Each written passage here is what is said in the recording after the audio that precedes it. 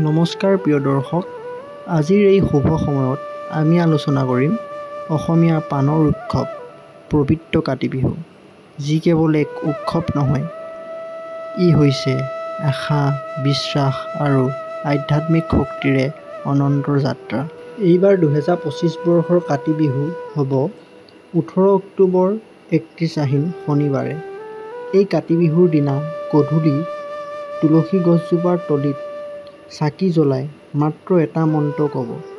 আপোনাৰ জীৱনৰ পৰা সকলোবোৰ দুখ যন্ত্ৰণা নথকা হৈ পৰিব। লগতে ভিডিঅ'টোৰ মাজত কেইটামান ধন লাভৰ আৰ্হি কোৱা হ'ব। কাতি বিহুৰ দিনা কিমান সময়ত চাকি জ্বলাব লাগে আৰু কি কি কাম কৰিলে আপোনাৰ ঘৰখনৰ উন্নতি হ'ব, এই ভিডিঅ'টোৰ জৰিয়তে আপোনালোকে সকলোবোৰ কথাই গম পাব, যাতে আপুনি এই কামসমূহ কৰি ঘৰখনত সুখ শান্তি সমৃদ্ধি ভৰাই তুলিব পাৰে। সেয়েহে ভিডিঅ'টো শেষলৈ চাই থাকিব। এই কাতি বিহুৰ দিনা প্ৰতিঘৰ অসমীয়া ঘৰতেই চাকিৰ বন্তি জ্বলোৱা হয়। চাকিৰ পোহৰ মানেই ভগৱানৰ উপস্থিতি। সেয়েহে আপুনি চাকি জ্বলোৱা সময়ত এই 3টা মন্ত্ৰ মনৰ ভিতৰত ক'ব।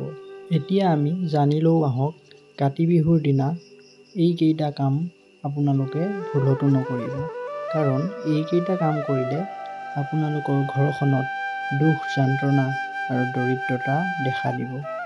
গতিকে এই 3টা কাম বা এইকেইটা কাম আপোনালোকে কাতি বিহুৰ দিনা ভুলতো নকৰিব। কাতি বিহু তথা তুলসী পূজাৰ এই দিনটোত আপোনালোকে দেৰিলৈ শুই নাথাকিব।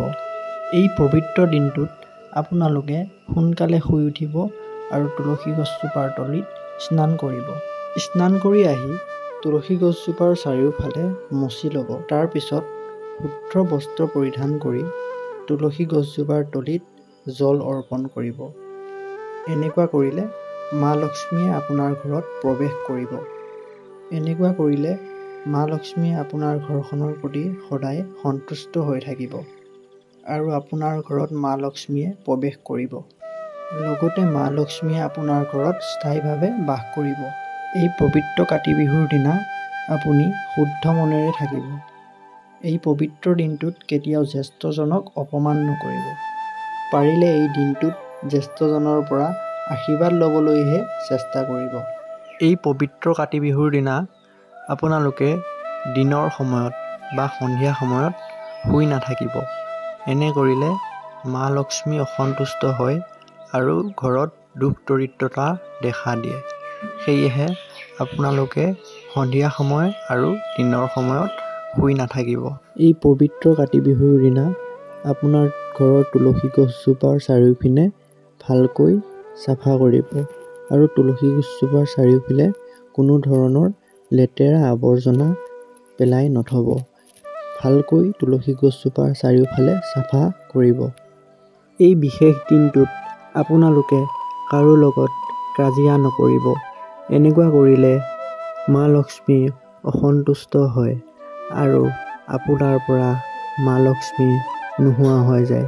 গতিকে এই বিশেষ দিনটোত আপোনালোকে কাজিয়া পেচাল কাৰো লগতেই নকৰিব। এতিয়া জানি লওঁ আহক, কি কি বিশেষ কাম কৰিলে আপোনালোকৰ ঘৰখন দিনক দিনে উন্নত হৈ পৰিব আৰু ধন টকা পইচাৰ সমস্যা কেতিয়াও দেখা নিদিয়ে। এই বিশেষ কামকেইটাৰ বিষয়ে মই ক'বলৈ গৈ আছোঁ, আপোনালোকে মন দি শুনি যাব আৰু কমেণ্টত জয় মা লক্ষ্মী বুলি লিখিব নাপাহৰিব। কাতি বিহুৰ দিনা সূৰ্য অস্ত যোৱাৰ সময়ত অৰ্থাৎ গধূলি সময়ত আপোনালোকে তুলসী গছজোপাৰ তলত এগছি চাকি জ্বলাব আৰু এই মন্ত্ৰটো জপ কৰিব 3 বাৰ। ওম দীপ জ্যোতি পৰম ব্ৰহ্ম ওম দীপ জ্যোতি জনাৰ্দন।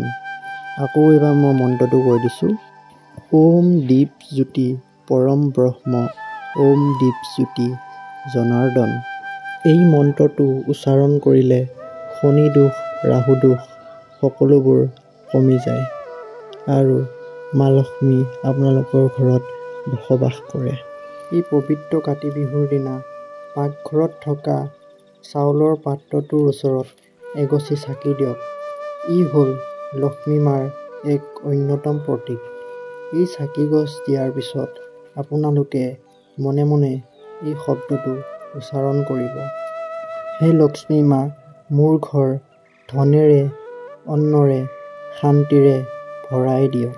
এই পবিত্ৰ কাতি বিহুৰ দিনা আপুনি ঘৰলৈ এখন নতুন হনুমান চালিচা কিনি আনিব আৰু সেই হনুমান চালিচাখন তুলসী গছজোপাৰ তলিত এবাৰ সম্পূৰ্ণকৈ পঢ়িব আৰু এনে কৰিলে ঘৰত লক্ষ্মী মাই শুভ দৃষ্টি গঢ়াই তোলে আৰু আপোনালোকক কেতিয়াও দুখ দৰিদ্ৰতা নাহে আৰু এনে কৰিলে যদি ঘৰত বিবাহৰ সমস্যা বা বেলেগ কিবা সমস্যা হৈ আছে সকলোবোৰ কমি যায়।